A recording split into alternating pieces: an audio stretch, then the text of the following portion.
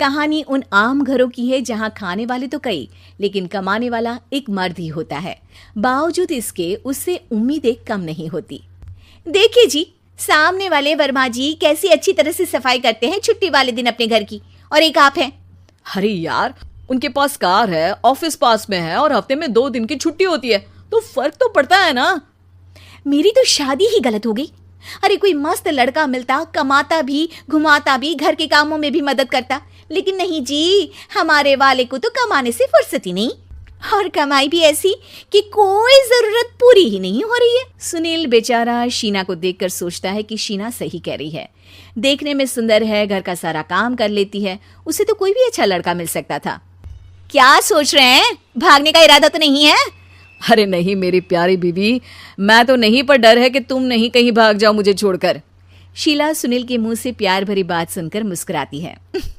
आप भी ना। सुनील एक दिन ऑफिस से घर आता है कि तभी शीना कहती है, सुनिए जी, वो मेरी सहेली आई थी, सारा दिन वो लोग यहीं थे, अब जा रही थी तो मैंने कहा नहीं नहीं, मेरे पति छोड़ आएंगे ना तुम्हें, तो रोक लिया मैंने। सुनील थोड़ी देर कुछ सोचता है, फिर कहता है, ठीक है, मैं कपड़े चेंज करके आता हूँ। अरे तेरे पति को तो लग रहा है कि अच्छा नहीं लगा। अरे नहीं नहीं, ऐसी कोई बात नहीं है, रुको मैं अभी उन्हें घर के कपड़े देकर आती हूँ। शीना अंदर जाती है जहां सुनील पलंग पर लेटा होता है। अरे क्या मजाक है, वो कह रही है कि आपने मुंह बना लिया। सही तो कह रही है, सुबह से अब ऑफिस से लौटा हूँ, एक कप चाय का तो पूछा नहीं, 20 किलोमीटर जाओ और आओ, और फिर कल उसी टाइम पर ऑफिस। अरे यार, मुझे गाड़ी चलानी आती ना तो बोलती भी नहीं आपको, और कौन सा रिक्शा खींचकर जाना है आपको। सुनील अब क्या बोलता।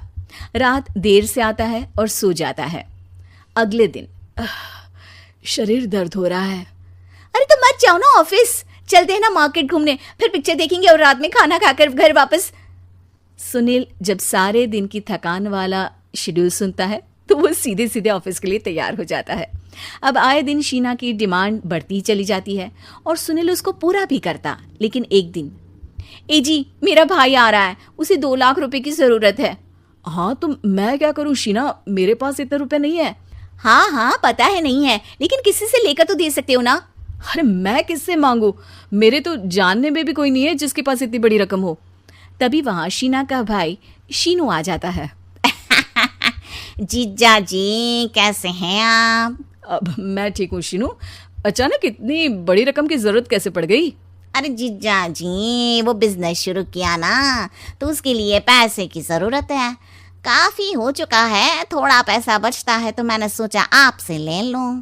अब देखो, मेरे ऑफिस में कुछ लोग हैं जिनकी सेविंग अच्छी है, मैं उन लोगों से बात करके देखता हूँ। सुनील ऑफिस से किसी से पैसे लेकर शीना को दे देता है। शीना वो पैसा भाई को दे देती है। 2 महीने बाद, अरे यार शीना, वो ऑफिस वाला आदमी अपने पैसे मांग रहा है, कैसे दूं? अपने भाई से बोलो ना पैसे दे दे। अरे हाँ दे देगा, कहाँ भागा जा रहा है, आप उनको बोल दो कि दे देंगे। थोड़े दिन बाद, शीना, वो आदमी मुझसे आज भी पैसे मांग रहा था यार, मैं तंग आ गया हूँ, ऑफिस जाते ही सामने उसका चेहरा दिखता है, क्या बोलूं, बार बार पैसे मांगता है। अच्छा मैं शीनू को फ़ोन लगाती हूँ, बात करके देखती हूँ। शीना भाई को फ़ोन करती है, लेकिन वो फ़ोन उठाता ही नहीं। लगता है भाई कहीं ऐसी जगह है जहाँ नेटवर्क की समस्या होगी।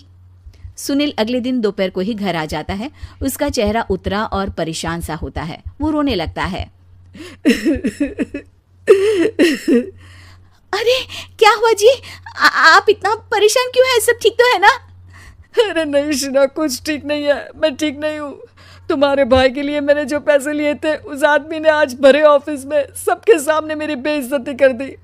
सबके सामने आज मैं कर्जदार बनकर खड़ा था। मैंने हर वो प्रयास किया घर चलाने के लिए जो मैं कर सकता था, लेकिन अब नहीं होगा। वो फिर रोने लगता है। अरे आप तो औरतों की तरह रो रहे हैं, मर्द हैं आप। क्यों, आदमी के सीने में दिल नहीं होता, या फिर वो इंसान नहीं मशीन होता है? अरे मैं थक चुका हूँ शीना, तुम समझती क्यों नहीं? मैं भी शारीरिक और मानसिक रूप से थकता हूँ, मैं भी आराम करना चाहता हूँ, सुकून चाहता हूँ। मैं अब कुछ नहीं कर सकता। कुछ नहीं। वो बैठ जाता है। शीना पति को हैरान परेशान देखकर चुप हो जाती है। अगले दिन, सुनिए ये लीजिए 2 लाख रुपये, उस आदमी को दे दीजिए और बोल दीजिए कि आज के बाद किसी को पैसे के लिए बेइज्जत ना करे। सुनील पैसे देखकर राहत की सांस लेता है। अरे शीना, तुमने तो मेरा बहुत बड़ा काम कर दिया। अब मैं शान से ऑफिस जा सकता हूँ, लेकिन ये पैसे आए कहाँ से? ये पैसे मैंने अपने गहनों को गिरवी रख कर लिया है। तुम ठीक रहो, निश्चिंत रहो, मैं बस यही चाहती हूँ। मुझे माफ़ करना, पर अब मैं समझ चुकी हूँ कि मर्द को भी दर्द होता है।